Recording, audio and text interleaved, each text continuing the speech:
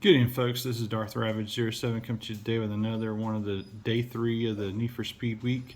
We have the F14 in its supersonic jet mode, but there's other supersonic jet modes I think that do it cleaner and better, even though it's a little fictional this time around. I wanted to get into it, and I just want to say thank you again to all those that have subscribed to the channel. Make sure to share, like, subscribe if you haven't subscribed, all there down below, and thanks again for watching. We're going to get this going here in 3, 2, 1, and I know this is not jet modes, but very perceptive of you. This is actually a couple of tank modes that we get into before we get into the jet modes. This has got a DX9 kit, as you will see later in robot mode. Has the missiles there on the side, has a turret. It does have a launching missile, but it's in stasis. You just push back and it launches it. It's the Thrilling 30 Blitzwing and the Thrilling 30 Doubledealer, and this one's in his gun configuration. He's got all guns. There's another gun in stasis as well, but I just wanted to go through there and look at that. I love that the turret can do this and that. You can even orient it to where you can do like a Tron tank if you decide to. Boom, there it is. That does have a launching missile in it, and boom, and we are going to put that back in there. But its original configuration should be like this, and is the Autobot side of Doubledealer. Back over here on this side, we have Blitzwing and no visible Decepticon symbol except for on the nose cone. We do get it into jet mode, and it rolls like all the normal things should. And with the feature release coming out in Legacy, this is, I think, a nice way to do a tank mode and a good way to do a jet mode while keeping things slim and trim.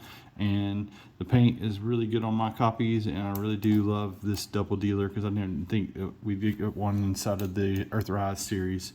Alright guys, and give me another couple minutes. It'll be a pause for you guys, and we'll get jet modes up here along with the F14 and their supersonic fighter modes. Thanks again for watching. And here's the boys in their jet modes with the wings spread, as you can see right here on the turntable. And as we go around the table, give me just a moment. While these are not based off the true and real mode of an F14, I feel like it does because the initial design has it with the dorsal fins up like this, but I like doing kind of like a Jetfire fast pack with the fins down like. I think that looks way much better, as you got the upper jet thrusters or the shoulders and arms in the jet mode doing that. You got either a rear cannon or another thruster, and you got other vectoring thrusters and the rear ailerons. The cockpit will open only during transformation, just kind of rock forward. This is also the prime example of how you do not do the nose cone in this soft rubberish material. I was kind of wondering how this would do a few years later, and you can see it's got a bend in it. And the Decepticon symbol's there on the cockpit. Some paints wore off because I really do like this mold, but and I like the missiles on this a whole lot better than I thought I would. And the DX9 stuff is great. We'll show you the head in robot mode. He had a triple change in face, if I remember correctly, on this guy, and it was just soft rubber, and it was peeling and bending on mine, so I went with the DX9 head, and I think it just does a lot better.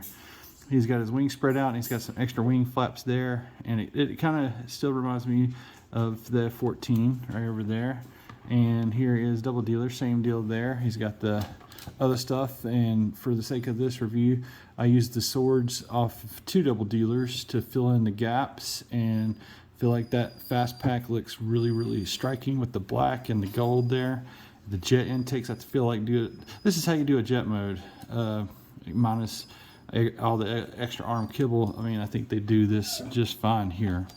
So, and then where the tank had the Autobot symbol, this has got the Decepticon symbol there, so that it looks striking. I like the clear plastics there on that, but over time that also is not really super ideal at moving forward with the future of jet formers or whatnot. And I think that this is just another, should be a lessons learned when it came to making the new Legacy figure of what not to do, especially with the nose cone. And I don't have the Legacy figure just yet. I'm highly anticipating it, even still with the shortcomings and its tank bits hanging out like crazy with the jet mode. Give me just a moment. I do like the nose of this, keeping true with Doubledealer. You got the shark face on the front nose cone, and like I said, you saw the other version. Fire that off good, and just going to bring in this tank mode again right here just to show you. There's your Autobot version with it being ground based, like it is a tank with a heavily done up tank. I borrowed Robots in Disguise's RC's blasters. It does a lot of good applications with different figures, and I put this with different figures in my collection as the wind blows. I just can't decide which one I like better. I like that you can't angle that up and bring it back down, and you can angle these however you need to. You do have another, well, no, only in the jet mode do you have another port on the bottom, and it swords the gun or the swords there. And so there's your jet modes there for the Need for Speed part. Gonna get these guys in the robot mode and let you see how the old Voyagers stand compared to that Voyager that was sold as a leader class price point for the Transformers crossover. But I mean, come on guys, there could be some more engineering bits to make things better. I mean, anyway, let's get this guys into robot mode and we'll finish this off and be done with day 3. Thanks again for watching. And here is Maverick with the other Flyboys, and as you can see, they kind of look a little bit the same. This is the way I was talking about with the legs, that you don't want the legs to run a little bit long, and you can see it's done that way with Blitzwing, and I love that DX9 head, the paint job, and the RC guns fit better with him, I do believe. I like how the missiles has a place to go in every mode. He's got some ankle rockers there and whatnot, but no waist swivel whatsoever. He's got wrist swivel, and the fix there is usually just that little mushroom peg inside of there. Boom, you got wrist swivel. Figures, Voyager size deluxes, they should have some sort of like mushroom peg or something incorporated to do that. He has light piping, and the spring doesn't work quite as good anymore in that because I had too much pressure and it's pushing against the rubber, so I backed that and I took everything apart, cut the spring and put it back in there, and it does hold up, but it's just, like I said, not totally a strong thing. I think the QA on that was fixed with the Doubledealer's release, because both my Doubledealer's heads fit down inside of this part of the plane in order to tuck into there, and even though it's a soft plastic like it is a Blitzwing, it does a great deal better of locking into place and what have you. He also has light piping and it looks superb. The articulation is pretty awesome, except for on the shoulders. This is how you do not do shoulders. I think everybody can attest to that. It has this figure, and I also have a Starscream. If you look at my channel reviews, you'll find that I got the Cloud Starscream, who was essentially this mold again, but it's with Starscream and his null race. And so anyway, I don't think they found the happy medium of the weapons, but the swords work. Like I said, I have a second Doubledealer, and that's how I got 2 swords. I got another set of guns like this with that. But usually the de facto standard with these 2 mass retail releases was the small gun and the sword. And I like finding a good weapon and interchanging it around like I did with that RC Robots in Disguise RC. Got one for my daughter back in the day and one for myself, and that was the second release of the Transformers Prime RC that has these guns, but it only came with 1 gun with each robot mode. So I got, like I said, a couple of those and was able to get the guns, and I had to actually mod the guns because they can be held a couple different ways there and get it to where it could fit. So anyway, just looking at that and stuff, and then we're going to look at the back side of these. And I feel that while it's not true to G1 that the Blitzwings do clean up a little bit better in the back, you can tuck that down, or you can even swing it back around and get the standard, you know, Blitzwing kind of extra big. I feel like that's too big, so that's why I did it in the down configuration. I think that works a lot better. It's just to each his own kind of thing. The back right there, like I've said in the past, that's an example of how you don't do it. One side's got a pin, one side does it, and that pops off every time I transform. It doesn't matter how easy I go or whatnot with it. With all that said and done, this is another Need for Speed, how they should be doing it clean and better than the other guy. They didn't take lessons learned, because we still got a jet former that is high priced with no waist joint. Does have the wrist swivels because it incorporates the same kind of little idea, and the vibe ball is probably the only thing that saved it from having it was a difference maker between no swivel and wrist swivel, but this is got to be done better and cleaner going forward and whatnot. Like that they got landing gear stubs, but in all actuality, the budget should have been for these things to be rolling wheels where the stubs are there. And I get it, man. But I like the way that the Blitzwing does tab together minus the shoulders in robot mode.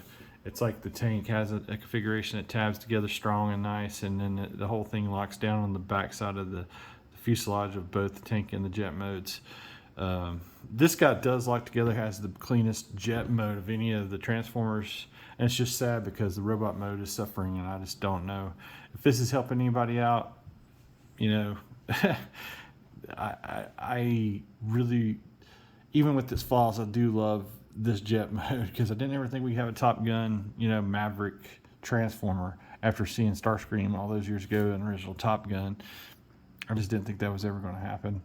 And love that even with its flaws, we still got it here, and it follows conventions of most jet formers. Has that, you know, not a faux piece there. It actually uses the piece of the cockpit, and I like that so very, very much versus a faux anything like it was shown with the yesterday's day 2 stuff.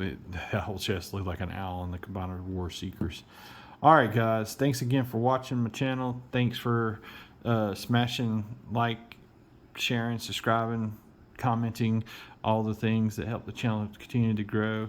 And we're ever so closer now. We got Wednesday and Thursday, and then that will conclude my Need for Speed series with this. I'm going to get some more jet formers out here, hopefully in the line of what could have been awesome MiGs. And I just see all kinds of possibilities, and I hope this, if it makes it to a Hasbro rep and or marketing, that it helps churn those ideas up. Okay, let's look at what we've done in the past. Let's do this better and take the real life stuff and make them awesome Transformers. The technology is there. You were almost there with this figure, but just took shortcuts and give it long legs and whatnot.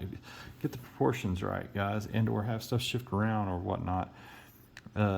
Also, that whole waist swivel and something about a Transformer twisting its waist, it was just like one of those 80s things that separated the GoBots from the Transformers. GoBots were simple, flip the legs over, push the arms in, bam, you're done. And I think it was like half of the mini bots that we had, like Gears and Bumblebee in them and stuff. Or not really Bumblebee, I'm trying to think of who else. But Gears is the one that keeps popping out. Not Cliff Jumper, but oh my goodness, I had it and lost it. It's a little Wind Charger. I had that whole thing like Gears. It's similar transformation, very simple. But anyway, it's time for lessons learned, and take these videos and take other people's videos and let's get this thing together and get it right, and also get it ahead of the movie and stuff. I still think there's a huge chance, you know, with the Jurassic Park movie, and maybe that there's a slim chance there that they take the Dinobot mode, made it extra Raptors just like you have there. You have, you know, Blue, Delta, Charlie, Echo. I think those are the names of those guys. And there's now, you could do like even the small one from Combiner Wars is a smaller one, and make that the Baby Blue or whatever. Anyway, thanks again for watching my channel. Y'all have an excellent week. Go check out Top Gun this weekend. Check out those other summer movies. Until all are one, guys. Thanks again for watching.